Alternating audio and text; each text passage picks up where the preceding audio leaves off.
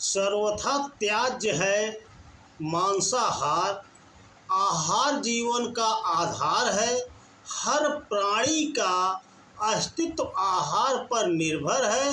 मानव जीवन पर भी यह तथ्य लागू होता है और आहार का निर्धारण किसी भी स्थान की देश काल व स्थिति के आधार पर तय होता है, लेकिन इसके साथ व्यक्ति परिवार के स्वास्थ्य से लेकर उसकी आर्थिक स्थिति तथा इनके मानसिक एवं सामाजिक प्रभाव आदि को भी नज़रअंदाज नहीं किया जा सकता।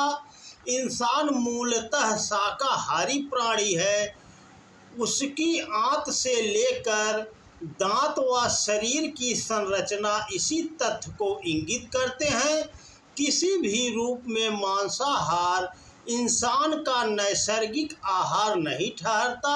मांसाहारी जीवों की शारीरिक संरचना उनके प्रकृति प्रदत्त मौलिक स्वभाव को निर्धारित करती है, जैसे उनके लंबे नाखून, नुकीले दांत होते हैं व आंतों में विशेष प्रकार के जैव रसायनों का स्राव होता है जो कच्चे मांस को गलाकर पचाने में समर्थ होते हैं, जबकि इंसान में ये क्षमताएं नहीं पाई जाती।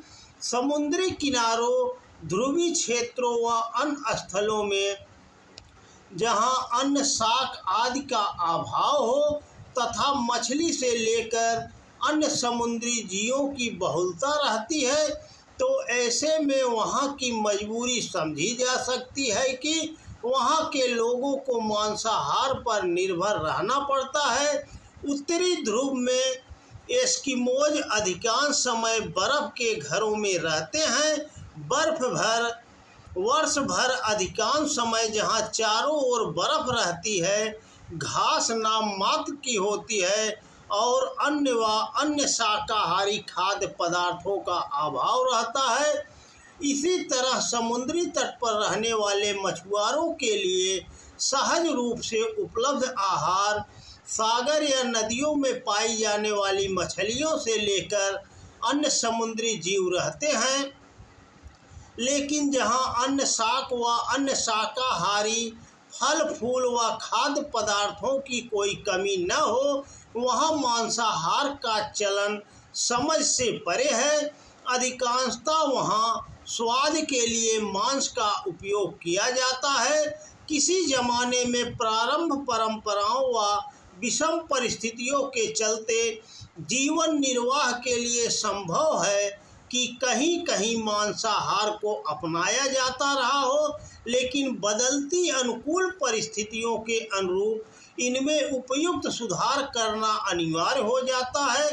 अतः कहा जा सकता है कि जहां मजबूरी या आवश्यकता के अतिरिक्त स्वाद या अंधविश्वास मूलक परंपरा मांसाहार के निर्धारक तत्व बन जाते हैं, वहीं से मांसाहार से जुड़ी विकृतियां प्रारंभ हो जाती हैं और इन पुनर्विचार करना आवश्यक हो जाता है।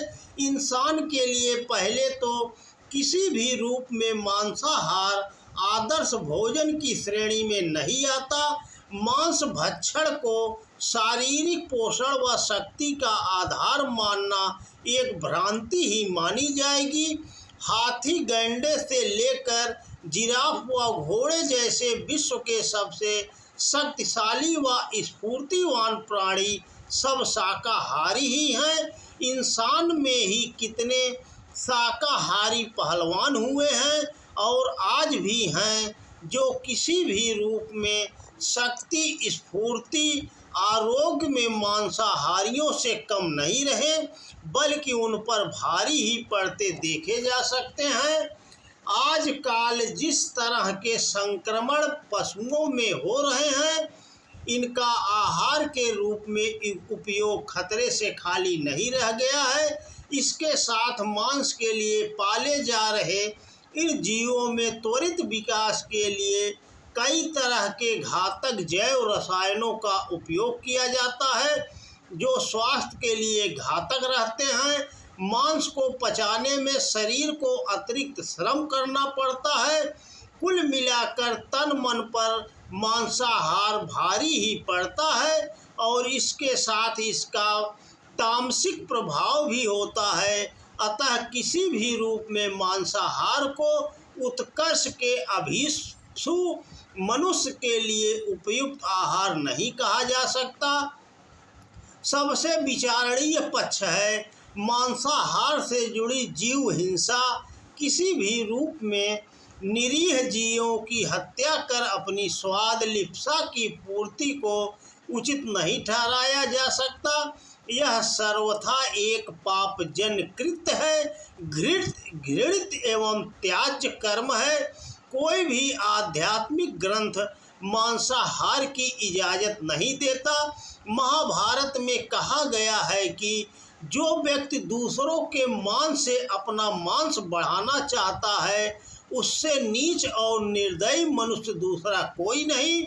मांस न तो घास से और न ही लकड़ी से और न ही पत्थर से पैदा होता है। मांस प्राणी की हत्या करने पर ही मिलता है। इसीलिए मांस खाने में दोष है। जैसे हर व्यक्ति को अपना प्राण प्रिय होता है वैसे ही सभी प्राणियों को अपने अपने प्राण प्रिय होते हैं। अतः जो व्यक्ति मांस का त्याग करता है वह सब प्राणियों में आदरणीय, जीवों का विश्वसनीय और साधुओं से सम्मानित होता है। मांसाहार से जुड़ी जघन्यता तब और भी घनीभूत हो जाती है जब देवी देवताओं के नाम पर बलि देने के आधार पर मांस भक्षण का समर्थन व पोषण किया जाता है। यह किसी भी रूप में किसी सभ्य एवं सुसंस्कृत समाज का अंग नहीं माना जा सकता और देव संस्कृति में तो कहीं से भी इसका कोई स्थान नहीं हो सकता। यदि कहीं ऐसा किसी कारण से हो रहा है तो इसे तत्काल रूप से बंद करने की आवश्यकता है। फिर मांसाहार से जुड़े पर्यावरणीय पक्ष भी विचारणीय है। ग्रीन हाउस गैस उत्सर्जन, भूमि उपयोग, जल प्रदूषण और जैव विविधता की हानि जैसे 5 कारकों पर हुए वैज्ञानिक अनुसंधान में पाया गया कि मांस खाने वालों की तुलना में शाकाहारियों का आहार संबंधी प्रभाव केवल 30% होता है। 1 किलो मांस को तैयार करने के लिए 5 से 2000 लीटर जल की खपत होती है, जबकि 1 किलो सब्जी उत्पादन में मात्र 322 लीटर जल का उपयोग होता है। पहले ही जल संकट, पर्यावरण प्रदूषण से लेकर जैव विविधता के संकट से जूझ रही धरती मांसाहार की विलासिता को नहीं झेल सकती। आश्चर्य नहीं कि आइंस्टाइन जैसे वैज्ञानिक शिरोमणि कहा करते थे कि शाकाहार का हमारी संस्कृति पर गहरा प्रभाव पड़ता है और यदि विश्व शाकाहार को अपना ले तो इंसान का भाग्य पलट सकता है। अपनी समय की विभूति लियोनार्डो दी विंची तो पिंजरों से कैद पक्षियों को खरीदकर उन्हें उड़ा दिया करते थे। आज तमाम वैज्ञानिक अनुसंधान सिद्ध करते हैं कि शाकाहार सर्वोत्तम आहार है जिससे तमाम तरह के रोगों से बचा सकता है। भारत तो शाकाहार का पालना रहा है। शास्त्रों में मांसाहार को सर्वथा निंदित व त्याज्य बताया गया है। यह भी प्रयोग सिद्धि है कि मांसाहारी की तुलना में शाकाहारी अवसाद से कम ग्रसित होते हैं। श्रीमद्भागवत गीता के अनुसार मांसाहार आसुरी गुण है, इसे तामसिक भोजन माना जाता है। इस तरह का भोजन व्यक्ति को आलसी, रोगी व दुखी बनाता है। महाभारत में कहा गया है कि कोई व्यक्ति यदि 100 अश्वमेध यज्ञ करता है और दूसरा व्यक्ति जीवन पर्यंत मांस को हाथ भी नहीं लगाता तो दोनों में शाकाहारी को अधिक पुण्य मिलेगा। इस तरह शाकाहार हर रूप में वरेण्य है। यदि मांसाहार किसी रूप में हमारी जीवन शैली का हिस्सा रहा हो तो उसे समय रहते त्यागने में भलाई है, समझदारी है। शाकाहार एक स्वस्थ, निरोगी, सुखी एवं हर दृष्टि से समुन्नत जीवन का आधार है। इसे स्वयं अपनाए व परिवार तथा समाज में इसके प्रचलन को प्रोत्साहित करें। इसी में देव संस्कृति की सच्ची सेवा व प्रसार का भाव भी अंतर्निहित है। तो दोस्तों नमस्कार, वीडियो पसंद आए तो ज़्यादा से ज़्यादा शेयर करें। जय श्री कृष्णा, राधे राधे।